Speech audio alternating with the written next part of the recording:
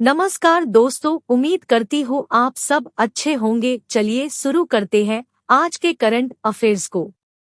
Question 1, central bank digital currency के बारे में जागरूकता बढ़ाने के लिए किस बैंक ने कॉन्सेप्ट नोट जारी किया?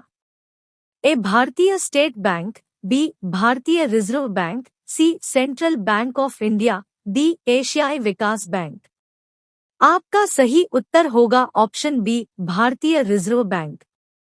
इम्पोर्टेंट फैक्ट: भारतीय रिजर्व बैंक आरबीआई ने शुक्रवार को केंद्रीय बैंक डिजिटल मुद्रा सीबीडीसी के लिए अपना कॉन्सेप्ट नोट जारी किया, जिसकी घोषणा वित्त मंत्री निर्मला सीतारामन ने फरवरी में अपने बजट भाषण के दौरान संसद में की थी। नेक्स्ट क्वेश्चन, स्टार्टअप्स के लिए क्रेडिट गारंटी योजना सीजीएसएस से कौन सा केंद्रीय मंत्रालय जुड़ा है? अ. गृह मंत्रालय, बी. एमएसएमई मंत्रालय, सी. वित्त मंत्रालय, डी. वाणिज्य और उद्योग मंत्रालय। आपका सही उत्तर होगा ऑप्शन डी, वाणिज्य और उद्योग मंत्रालय। इम्पोर्टेंट फैक्ट: उद्योग और आंतरिक व्यापार संवर्धन विभाग बिट वाणिज्य और उद्योग मंत्रालय ने स्टार्टअप्स के लिए क्रेडिट गारंटी योजना सीजीएसएस की स्थापना को अधिसूचित किया है।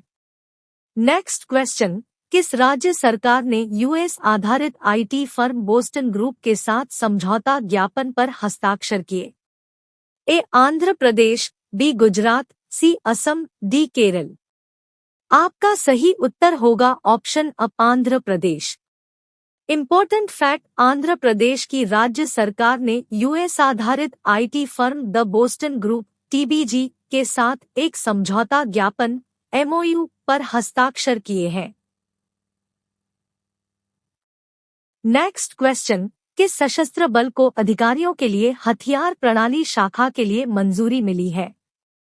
ए. भारतीय नौसेना, बी. भारतीय तट रक्षक, सी. भारतीय सेना, डी. भारतीय वायुसेना।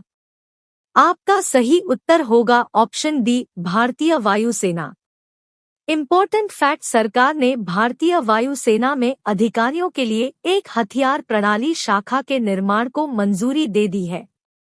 एएफ प्रमुख एयर चीफ मार्शल विवेक राम चौधरी ने बलों की सराहना की और बताया कि भारत सरकार ने एएफ में अधिकारियों के लिए एक हथियार प्रणाली शाखा के निर्माण को मंजूरी दी है।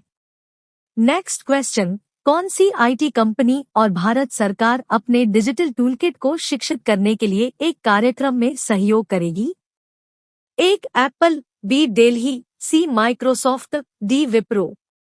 आपका सही उत्तर होगा ऑप्शन सी, माइक्रोसॉफ्ट।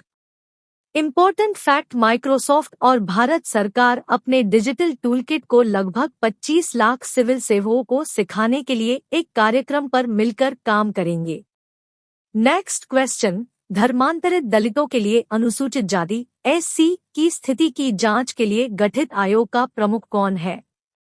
ए. न्यायमूर्ति एच. एल. दत्तू, बी. न्यायमूर्ति के. जी. बालकृष्णन, सी. न्यायमूर्ति Arun Kumar Mishra, D. Justice T. S. Thakur. आपका सही उत्तर होगा ऑप्शन बी, न्यायमूर्ति के. जी. बालकृष्णन। इम्पोर्टेंट फैक्ट: 3 सदस्यीय आयोग का नेतृत्व भारत के पूर्व मुख्य न्यायाधीश के. जी. बालकृष्णन कर रहे हैं। आयोग को 2 साल में रिपोर्ट सौंपने को कहा गया है। नेक्स्ट क्वेश्चन, यूनिसेफ की रिपोर्ट के अनुसार किस दक्षिण पूर्व एशियाई देश में 10 लाख से अधिक लोग विस्थापित हुए हैं? A. China, B. Myanmar, C. Sri Lanka, D. Afghanistan. आपका सही उत्तर होगा option B, Myanmar. Important fact: संयुक्त राष्ट्र बाल एजेंसी यूनिसेफ ने अपनी हालिया रिपोर्ट में घोषणा की है कि पिछले साल सैन्य तख्तापलट के बाद से म्यांमार में 10 लाख से अधिक लोग विस्थापित हुए हैं। पिछले साल सेना द्वारा आंग सान सू की सरकार को हटाने के बाद से दक्षिण पूर्व एशियाई देश उथल-पुथल में है। नेक्स्ट क्वेश्चन, किस संगठन ने गरीबी और साझा समृद्धि 2022 फीट रिपोर्ट जारी की है? ए. SBI, B. विश्व बैंक, सी. भारतीय रिजर्व बैंक, डी. एशियाई विकास बैंक। आपका सही उत्तर होगा ऑप्शन बी, विश्व बैंक।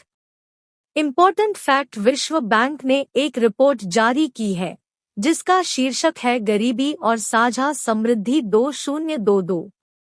सुधार पाठ्यक्रम जो वैश्विक गरीबी और साझा समृद्धि में नवीनतम अनुमान और रुझान प्रदान करता है। नेक्स्ट क्वेश्चन, विश्व सेरेब्रल पाल्सी दिवस 2022 का विषय क्या है? ए नेविगेटिंग संकट, बी सुरक्षित भविष्य, सी लाखों कारण, डी समावेश को बढ़ावा देता है। बड़े लक्ष्यों में से एक। आपका सही उत्तर होगा ऑप्शन सी लाखों कारण। इम्पोर्टेंट फैक्ट, इसे बदलने की जरूरत है। इस वर्ष के 2022 के लाखों कारण अभियान का उद्देश्य विविधता को गले लगाना और सभी के लिए अधिक सुलभ भविष्य बनाने में मदद करना है। नेक्स्ट क्वेश्चन, निम्नलिखित में से किस देश के centre for civil liberties (CLL) को 2022 का नोबेल शांति पुरस्कार प्रदान किया गया? ए बेलारूसी कार्यकर्ता एलेस बियालियात्स्की, बी यूक्रेनी NGO centre for civil liberties (CLL), C रूसी मानवाधिकार समूह मेमोरियल, डी उपरोक्त सभी। आपका सही उत्तर होगा ऑप्शन डी उपरोक्त सभी। लाइक शेयर सब्सक्राइब करना ना भूले। Thanks for watching.